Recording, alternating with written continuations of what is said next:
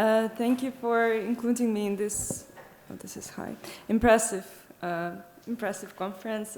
It has been a long time since I've been in an academic environment, so it's very inspiring for me. I'm also a bit scared, so when you ask questions, please be nice, I'm fragile.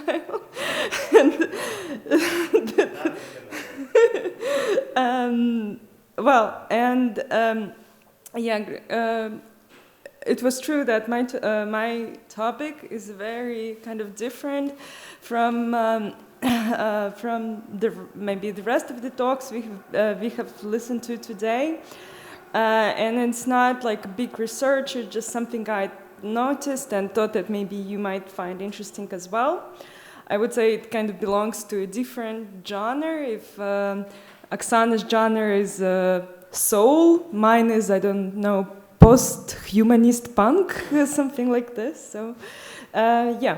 But I hope that throughout the talk I can explain how it relates to the topic of contemporary relation between nature and technology and extractivism. So on this slide, you see two satellite images. These are marine mammals Pan-SAT by the Russian Navy.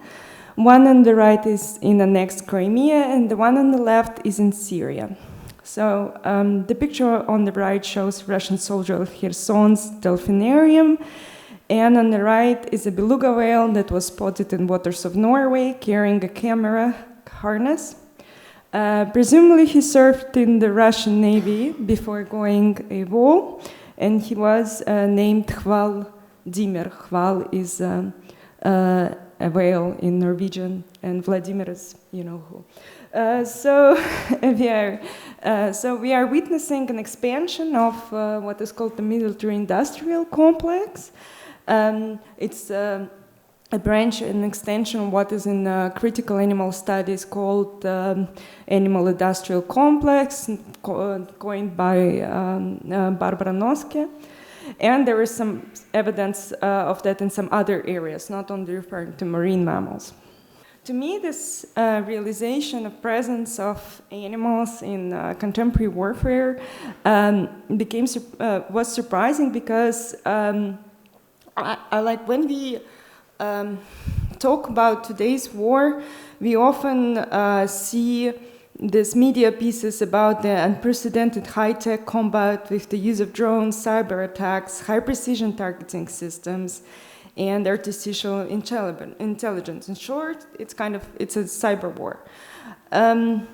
So in this kind of, in comparison, the use of animals seems to me a bit of archaic and reminiscent of my mythological stories. So in Primary Chronicle, for example, Princess Olga of Kiev destroys the Drevlyan settlement by tying smoldering trout to the birds collected as tribute, and in the Book of Judges, Samson destroys the crops of the Philistines by setting the fire to the tails of foxes.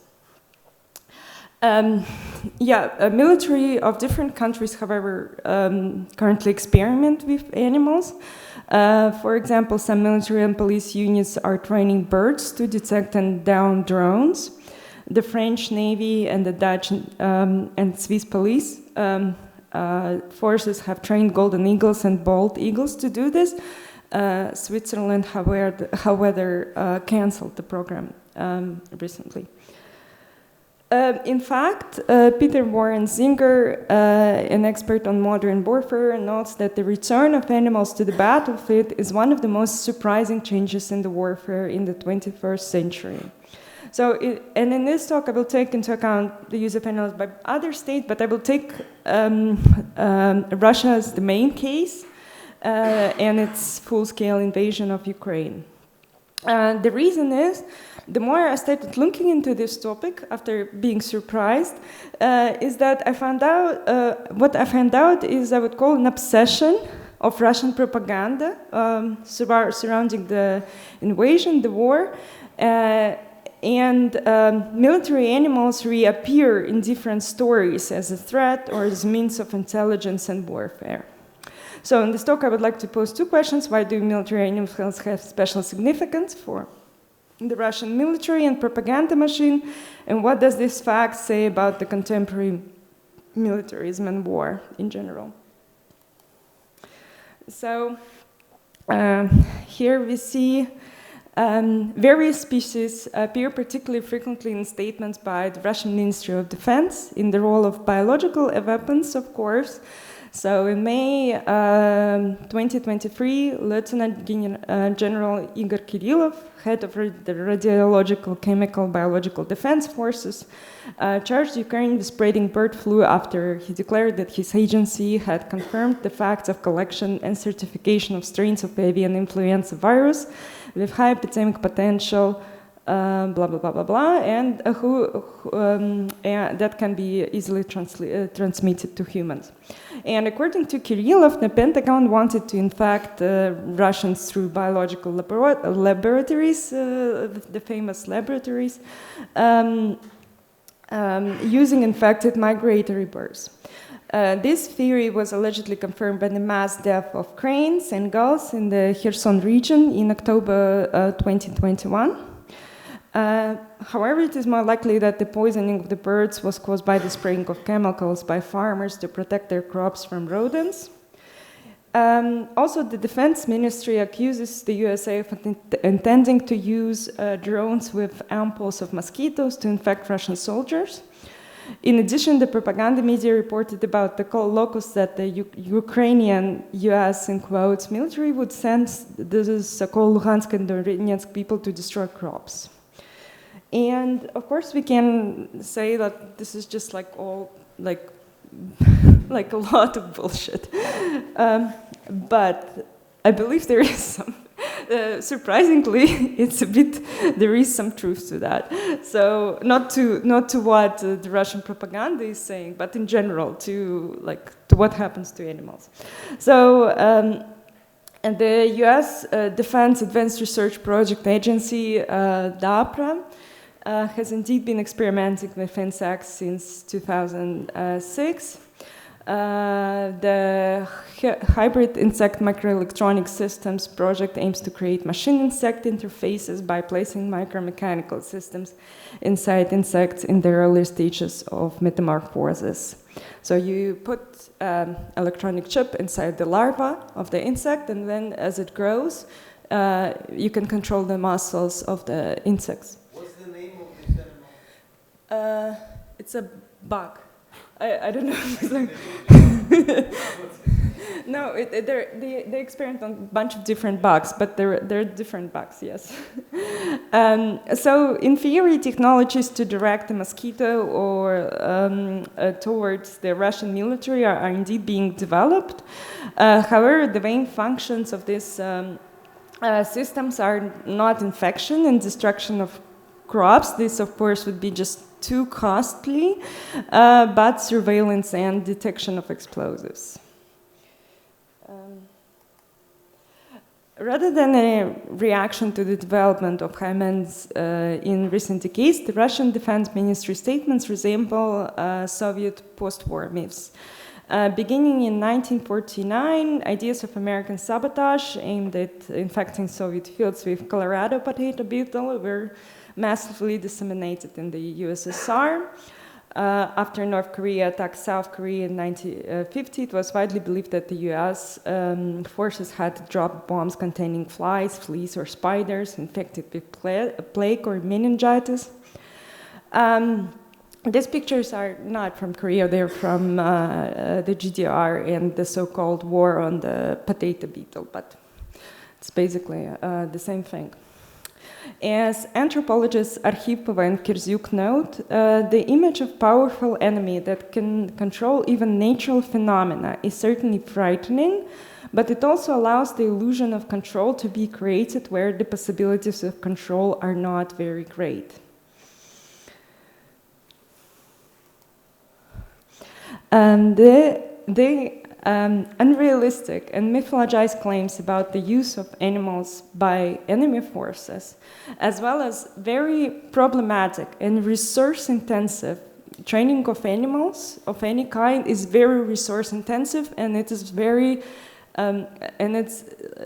hard to control.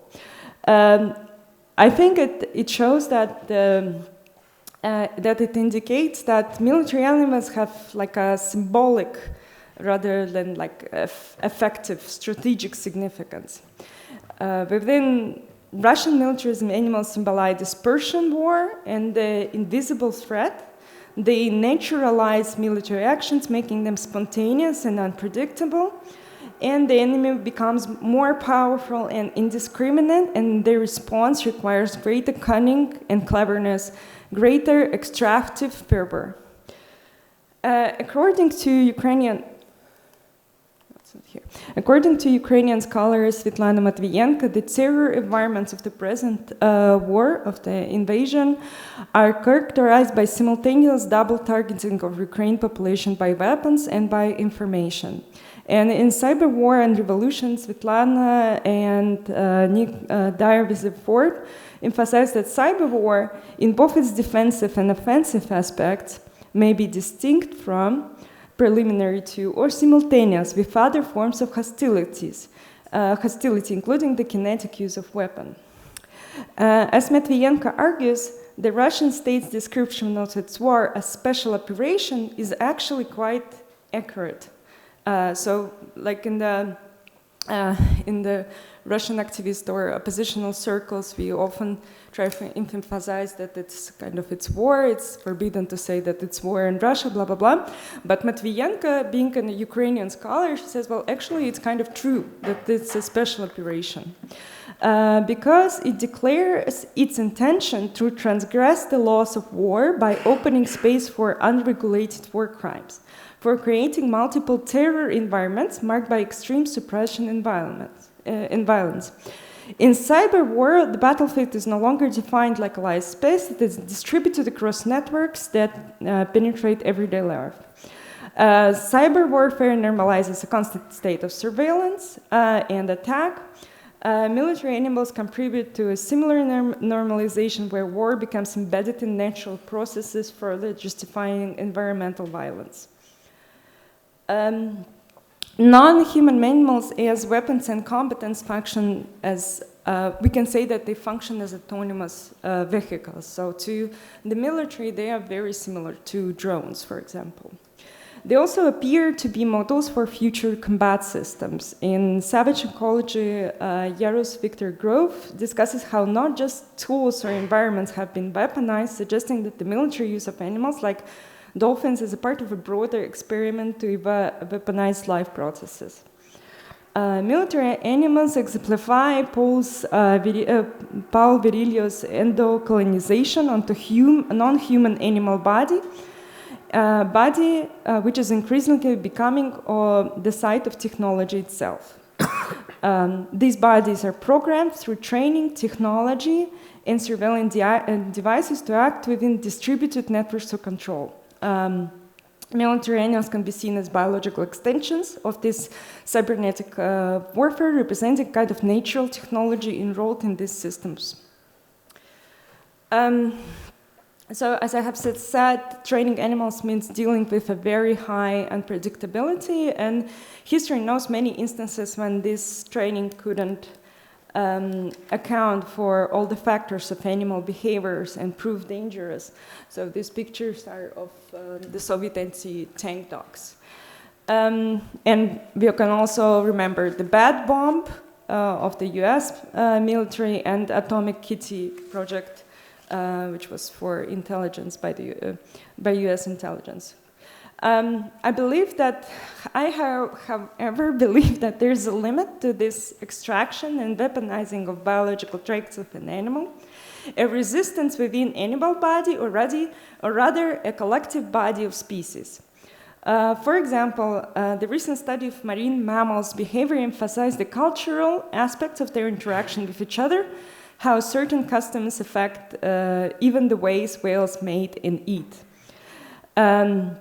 There's also a great deal of playfulness in their behavior, and many marine mammals experts have doubts that it's possible at all to make a dolphin do a task exactly as intended each time. They say that dolphins like to play so much that they can simply trick you into believing that they do that they do something as you want them to do. And hence we see a figure like Vladimir, whom I consider a case of non-human deserter here. So now about the... Do I have still time? Yes. Yeah, now to the question of law.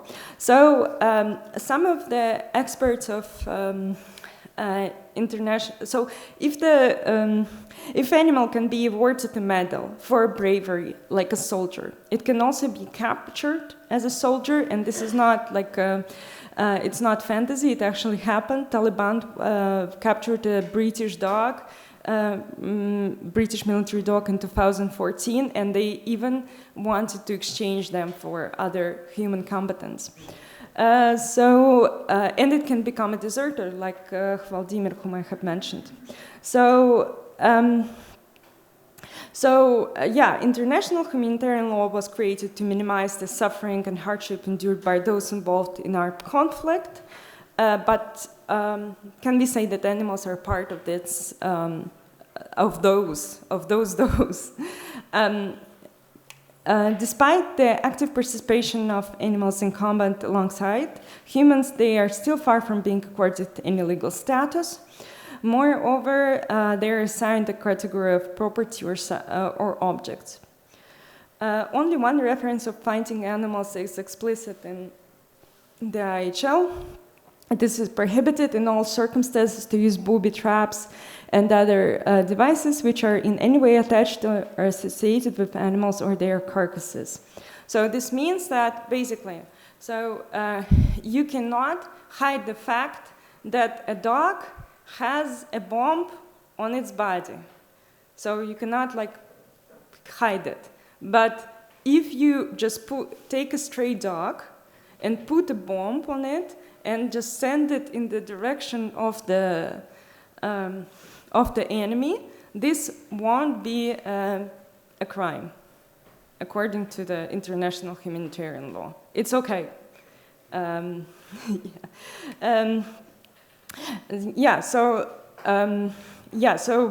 it basically also happened. So these examples are actually real.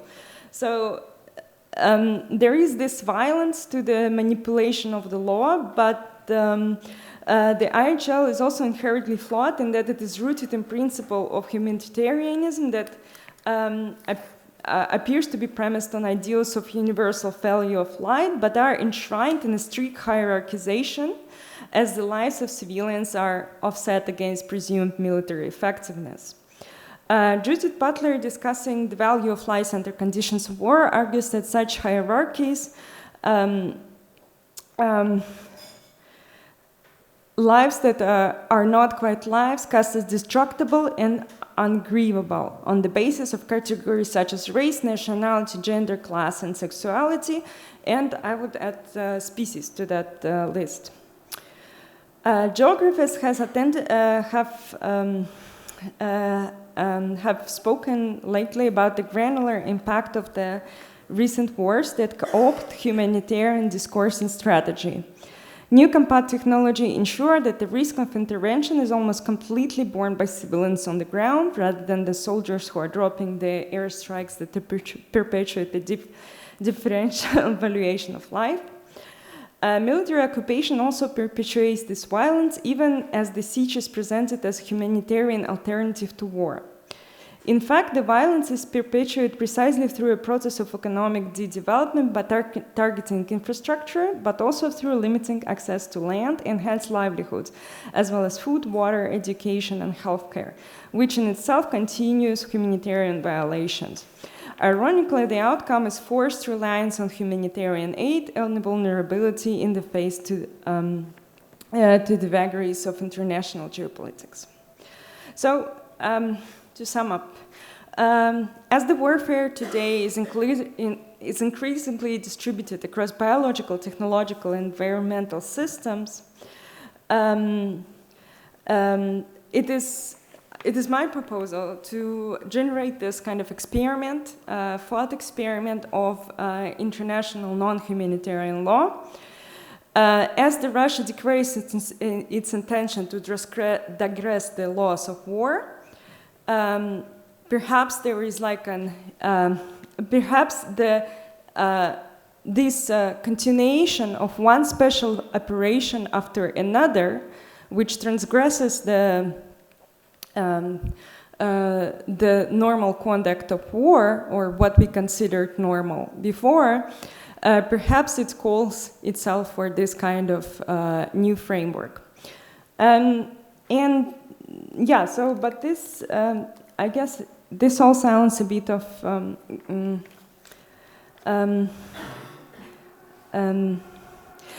techno-pessimistic, but I also want to look at this question from perspective of post-humanist thinkers like Haraway. So she says that cyber stories have the task of recording communication and intelligence to subvert command and control.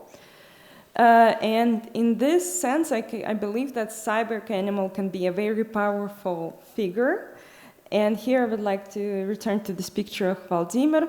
Perhaps these cyber warriors can become the constituent power to overthrow the order of the savage ecology and this weaponized humanitarian law. Thank you very much. Masha, thank you very much. Such a fascinating talk. What do you think in this non-humanitarian law framework? Do animals have liability, or are they treated as victims of human behavior? Within the RHL? No, in this alternative non-humanitarian. The alternative. I believe they, like in my fantasy, in my delusion, they are the constituent power that would overthrow the framework of this humanitarian law itself. So they would themselves, with their bodies, with their cyborg bodies, with their cyborg resistance, they would force this law to change. And it's already happening in a way, but we don't have but it's not a part of this legality, and also because of the changing of the warfare, we don't know how to treat this war that is not a war, but is some sort of terrorist attack, one after another. So, yeah. There have always been forces on battleground. I mean, there is not so much change from the 19th century. So I think that the way this changes from the using the animals as means of transportation, or this is that animals become this part of the infrastructure within which everything is considered a sort of a code, and we are trying to not only use them but also to extract some of the things that we want from them. For example, now the U.S. Navy, they have this project, so they also have military marine mammals, but they want to get rid of them, and they want to change them with technology, but they can't. So they want to try to replicate this technology. So they kind of extract this kind of biological power and weaponize it. So my idea is that it's kind of more not just using it as a tool, but more of decoding it, deconstructing it, and also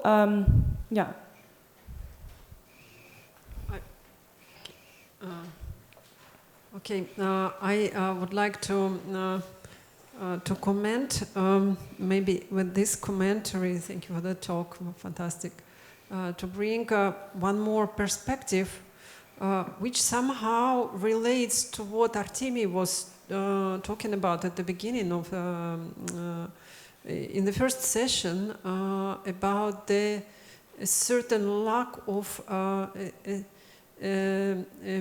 mysterial and not the sacred, but orgiastic elements in contemporary society that probably must be somehow implemented and respected with regards to the new idea of the law. It was already coming to my mind that the usage of animals at war does not only have this rational, pragmatic side, but also irrational and unconscious side. There is something behind that probably, to put it in a Freudian manner, indicates that certain elements of totemism are not completely vanished, but still persist in our societies and the way how we wage wars. Technologies that we use and the different military machines are often named after different animals, like leopards, for instance, and so on, animals that were historically considered as defenders. We have you have a dog, and this dog is a defender. This dog protects your house from an enemy. It's like one tiny dog it stays for the army of your own house as a kind of It's just to take it as one of the examples, and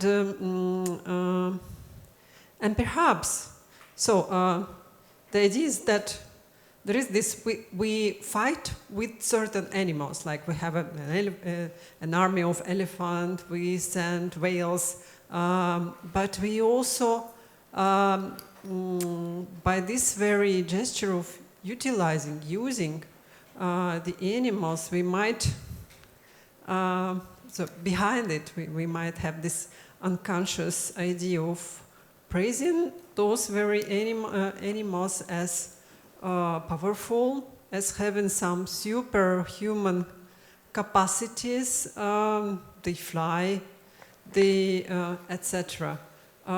So something to be more than respected, but also in a way worshipped.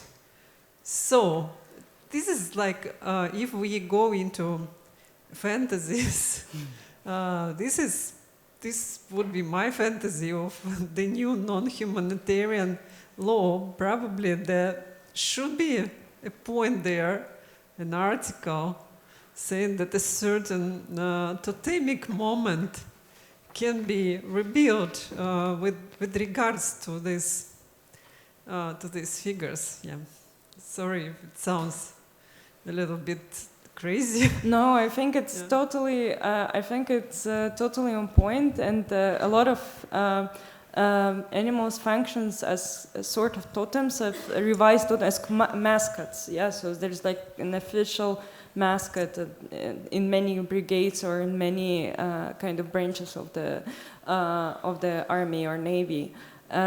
So there, and also like if we think of like the many animals that kind of they serve as mascots most of the time, and they kind of but I think they also I think they kind of symbolize also, like in a sense they symbolize like the unity of this kind of people that are came to this war without like any so they symbolize this kind of unity of where is a lot of alienation. So they tend to like glue together those people that are fighting to their deaths and are like looking for the kind of, I don't know. Yeah, so I think there's a lot in it, in this idea.